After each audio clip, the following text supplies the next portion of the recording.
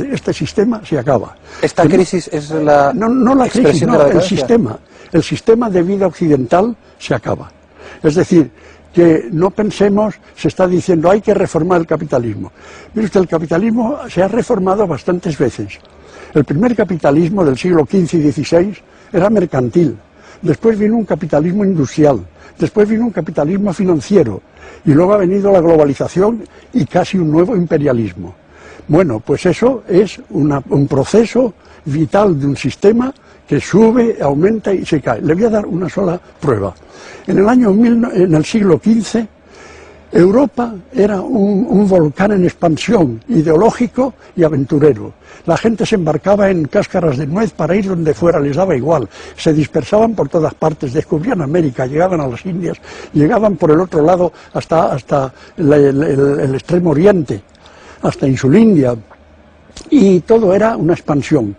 Ahora, y se migraba, y en el sentido interno se descubría la imprenta, se cambiaban las ideas, el humanismo empezaba a sustituir a la teología, y todo era evolución, expansión y un ardor de juventud, de principio y de espíritu de aventura extraordinario. ¿Qué pasa ahora? Ahora resulta que en vez de emigrar a otro lado, recibimos los emigrantes de fuera. Toda esta corriente de inmigración en Europa desde África o en Estados Unidos desde América Latina, eso es todo lo contrario. Y además en aquel tiempo se tenía espíritu de aventura, ahora se tiene miedo. Es usted el país más poderoso del mundo, la gente tiene miedo. Y cuando tenemos unos medios de comunicación como nunca, se levantan murallas como hacían los chinos contra los mongoles. Y se levantan murallas en todas partes, Estados Unidos contra México, nosotros contra los subsaharianos, en Palestina y en todas partes. Es una contradicción tremenda. Este sistema está agotado. Y si no le bastan las pruebas que le digo a usted que el desarrollo en el que estamos viviendo, el desarrollo que se está impulsando, es imposible, no se puede sostener. No se puede sostener. Ya hay estudios que demuestran que lo que destruimos de la naturaleza de bienes no lo regenera ya la tierra. Todavía en los años 80 y 90 del siglo pasado se piensa que lo regeneraba. Ya se piensa que no regenera. Piense usted que la población mundial se ha triplicado en un siglo. Se ha triplicado en un siglo. Y queremos sostener con un planeta de medios limitados esa población cada vez mayor. Es completamente imposible.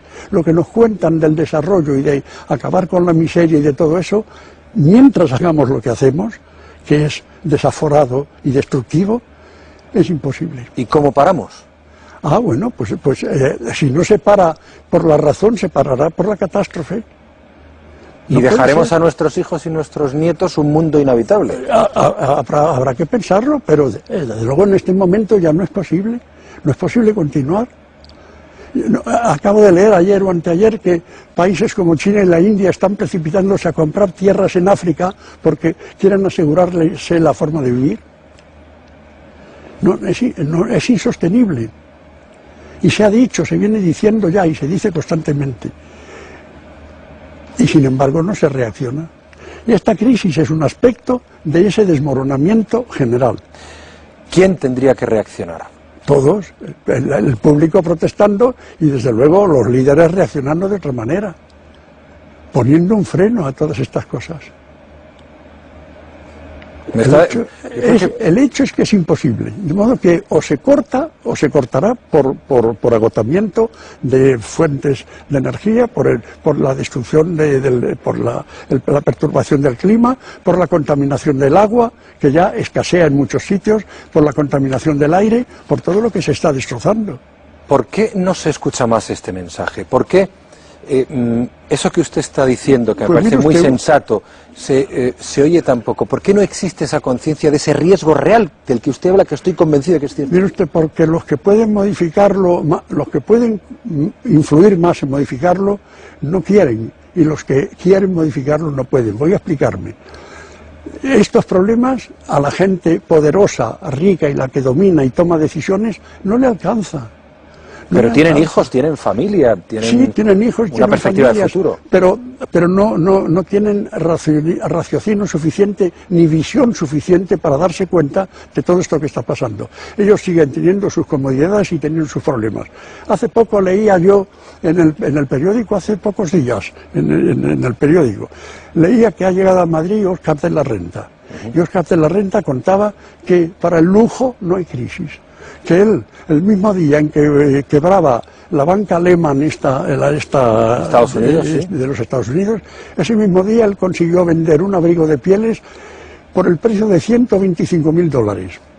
A ese nivel la crisis no preocupa a nadie. Entonces, como a ellos no les alcanza, pues ahí queda eso. Mire usted, una cifra decisiva. Para salvar a los bancos, se han reunido en pocos días, inmediatamente de la crisis, cientos de miles de millones de euros o de dólares. Cientos de miles de millones. En las mismas fechas, la FAO, la Organización de Alimentación, pedía 12.000 millones para corregir el hambre en el mundo. No los ha conseguido.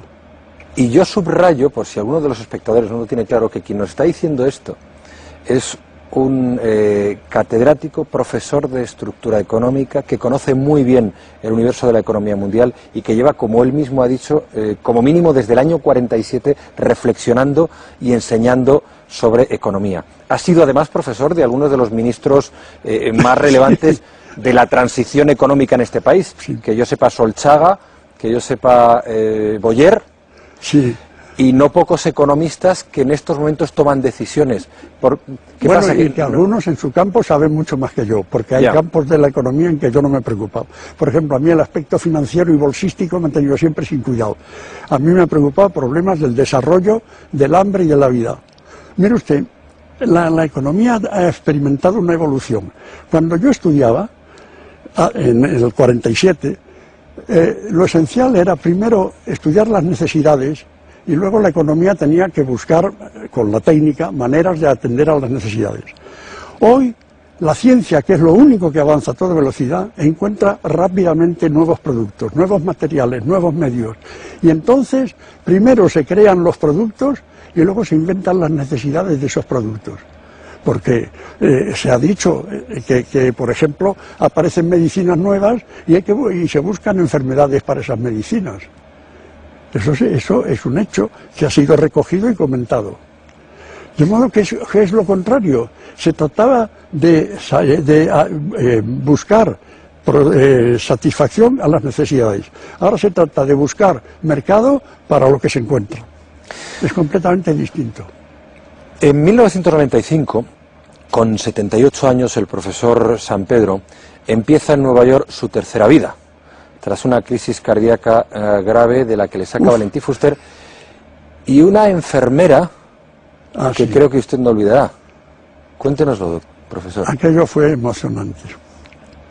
Usted imagínese que uno está muy mal, que está durmiendo apaciblemente y lo que está en realidad es muriéndose, porque estaba bajando el tono vital, etcétera. Afortunadamente yo estaba conectado a una serie de monitores y de cosas de esas. Había una persona que los observaba, dio la alarma, vinieron, tal.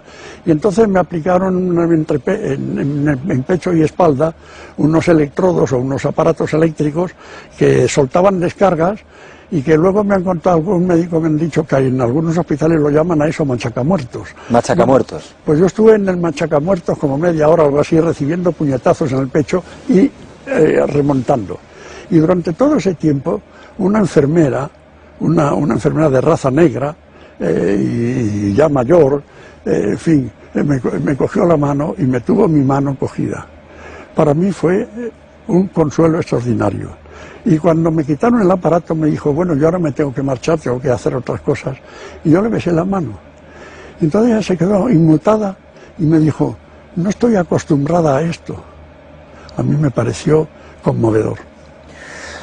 Fue el doctor Fuster quien entonces le sacó de aquella crisis. Sí, uy. Y esta noche el doctor Fuster le envía un mensaje, profesor. Preste atención. Buenas noches, José Luis.